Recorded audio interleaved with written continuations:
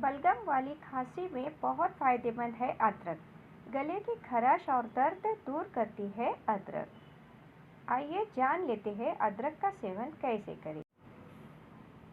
आप सीधे तौर पर आधा इंच अदरक का टुकड़ा 1 चम्मच शहद के साथ खा सकते हो। इसके अलावा आप अदरक की चाय में शहद मिलाकर भी पी सकते हैं, या फिर 1 गिलास पानी में अदरक उबालकर उससे शहद मिलाकर पी सकते हैं। इससे बहुत आराम मिलेगा। और दूसरा टिप है अदरक और नींबू का रस का सेवन। बलगम वाली खांसी के लिए यह बहुत लाभकारी है। इसके लिए आपको गर्म पानी में अदरक उबालकर फिर उसमें 1 से 2 चम्मच नींबू का रस मिलाकर सेवन करना है। आप चाहे तो इसमें शहद भी मिला सकते हो। तीसरा टिप है अदरक और लेमन ग्रास का सेवन।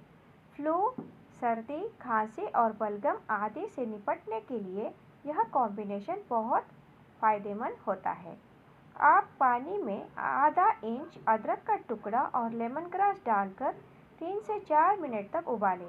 इसे छान लें और घूंट कर पिए। आप चाहे तो इसमें मीठे के लिए शहद भी मिला सकते हो।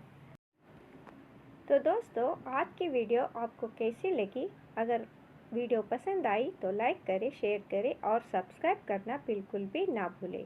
मिलते हैं नेक्स्ट वीडियो में।